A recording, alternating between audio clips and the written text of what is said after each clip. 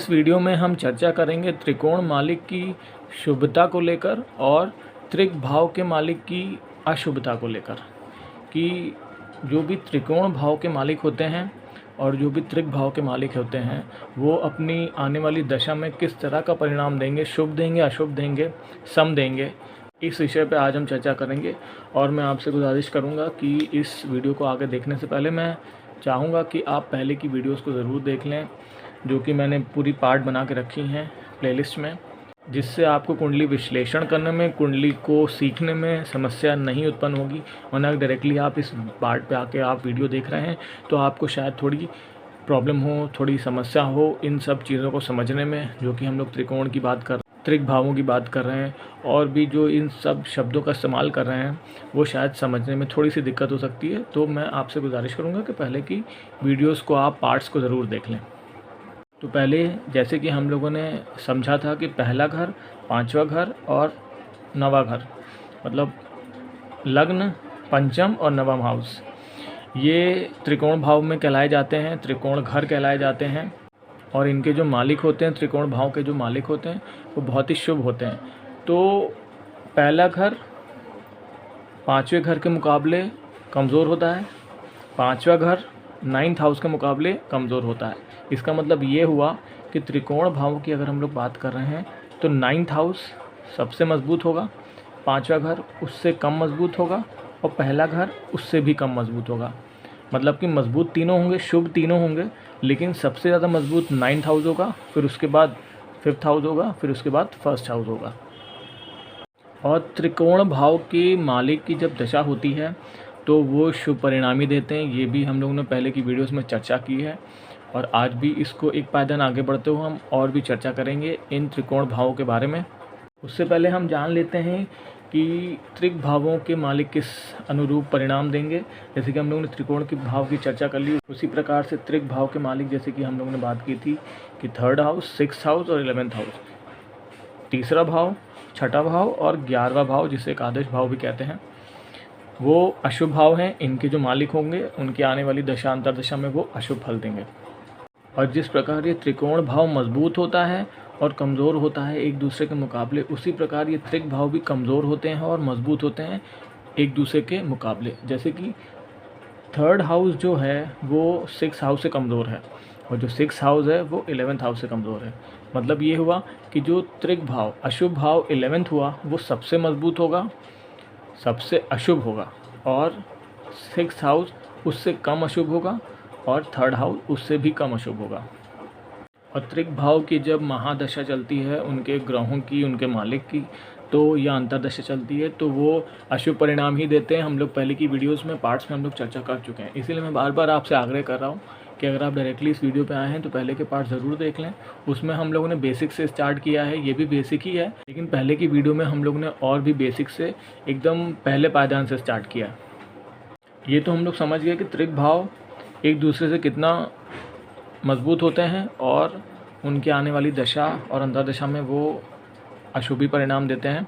त्रिक भाव के मालिकों की एक बात हम लोग और जान लेते हैं कि जितने भी त्रिक भाव हैं, 3rd house, 6th house, 11th house, अगर उन्हीं के मालिक, मतलब जो भी राशि यहाँ लिखी होगी तो उनके मालिक हो जाएंगे ग्रह जो होंगे। तो अगर वो ग्रह इसी ही भाव में, इन तीनों भाव में किसी में भी बैठ जाते हैं और वो उनकी खुद की राशि है तो वो उसमें अशुभ परिणाम नहीं देंगे, तब उस घर से संबंधित शुभ परिणाम देंगे। ये देखिए थोड़ी समझने वाली चीज़ है, आपको नहीं समझ में आएगा तो आप बेसिक स्ट्रॉन्ग नहीं होगी, इसीलिए आप चाहें तो वीडियो को बार बार ज़रूर देखें, लेकिन मैं अपने पार्ट से बहुत ही बेसिक्स और बहुत ही आसान शब्दों में समझाने की कोशिश कर रहा हूँ आपको। तो त्रिक भाव के मालिक अगर त्रिक भाव में ही बैठ जाएं और उन्हीं की राशि हो, तो देखिए राशि तो उन्हीं की होगी क्योंकि त्रिक भाव के तभी वो मालिक बनेंगे।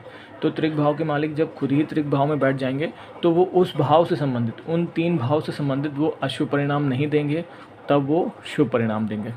देखिए आप इस चीज़ को एग्जाम्पल से समझिए, मैं समझाने की कोशिश करता हूँ। जैसे कि मान लीजिए पहला आपका मिथुन लग्न है, तो मिथुन लग्न में जो छठा भाव होगा उसमें वृश्चिक राशि आएगी, मंगल देव की राशि है, और एकादश भाव में मेष राशि आएगी जो कि मंगल देव की ही राशि है। तो दोनों ही त्रिक भाव हैं। हम लोगों ने अभी बात की कि त्रिक भाव के स्वामी अगर त्रिक भाव में बैठ जाते हैं अपनी ही राशि में तो वो शुभ परिणाम देते हैं उस भाव से संबंधित।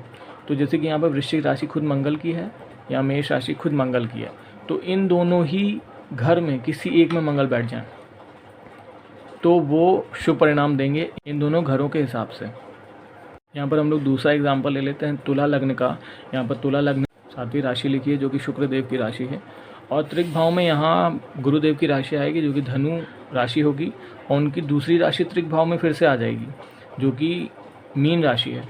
और देखिए दोनों ही घर गुरुदेव जी के पास हैं, बृहस्पति जी के पास हैं, और अगर इन्हीं दोनों घर में त्रिक भाव में हम लोगों ने जैसे बात की ना, त्रिक भाव में जैसे कि खुद की राशि में खुद इन्हीं त्रिक भाव में उनकी राशिपति बैठ जाए तो शुभ होता है। इसी प्रकार जैसे कि यहाँ धनु राशि और मीन राशि इसी में ही बृहस्पति देव बैठ जाएं तो वो शुभ परिणाम देंगे। यहाँ हम लोग तीसरा एग्जाम्पल भी ले लेते हैं धनु लग्न का जो कि खुद गुरुदेव की राशि होगी, और इसमें त्रिक भाव में देखिए 7वीं राशि यहाँ शुक्रदेव की आएगी, और छठे भाव में यहाँ वृषभ राशि आएगी शुक्रदेव की। देखिए दोनों ही त्रिक भाव शुक्रदेव के पास हैं, इन दोनों भाव में से किसी एक भाव में बैठ जाते हैं तो शुभ परिणाम देंगे इस भाव से संबंधित। और हम लोग पहले भी बात कर चुके हैं जिनका स्वाभाविक सौम्य ग्रह होते हैं, शुभ ग्रह होते हैं, और जो स्वाभाविक क्रूर ग्रह होते हैं, तो जैसे कि स्वाभाविक जो क्रूर ग्रह होते हैं जैसे कि सूर्य, मंगल, राहु, केतु, शनि, तो वो अगर उनकी किसी की भी राशि हो ना हो, उनकी खुद की राशि हो या किसी की भी राशि हो, अगर वो त्रिक भाव में बैठेंगे तो वो भी शुभ परिणाम देंगे। क्यों? क्योंकि वो स्वाभाविक क्रूर ग्रह हैं और वो जब इस भाव में बैठेंगे तो वो शुभ परिणाम देंगे। लेकिन इससे ये बात नहीं हो जाती है कि वो अशुभ परिणाम ही देंगे। देखिए स्वाभाविक जिसका जो ऐसा स्वभाव होता है वैसा ही वो रहता है, वो बदलता नहीं है। लेकिन इन भावों पे बैठने से, इन भावों में बैठने से उनको बल मिल जाएगा और वो शुभ परिणाम ज़रूर देंगे अपने ही भाव में, इन तीनों भाव में। लेकिन उनका जो स्वाभाविक क्रूरता है उनके अंदर वो रहेगी, तो इस भाव से संबंधित वो अशुभ परिणाम भी देंगे। और जैसे कि त्रिकोण भाव की हम लोगों ने बात की पहले 5वें और 9th हाउस की, तो इनके जो मालिक होंगे अगर वो त्रिक भाव के भी मालिक बन जाते हैं साथ में, देखिए सूर्य और चंद्रमा को छोड़ के बाकी सारे ग्रहों के पास 2-2 राशियां हैं, तो त्रिकोण के जो राशिपति होंगे या त्रिकोण भाव के जो पति होंगे उनकी राशि, दूसरी राशि हम लोगों ने पहले भी इससे पहले वाली वीडियोज़ में पार्ट्स में सबने बात की है कि जो भी यहाँ त्रिकोण के मालिक हैं उनकी दूसरी राशि कहीं ना कहीं ज़रूर पड़ी है।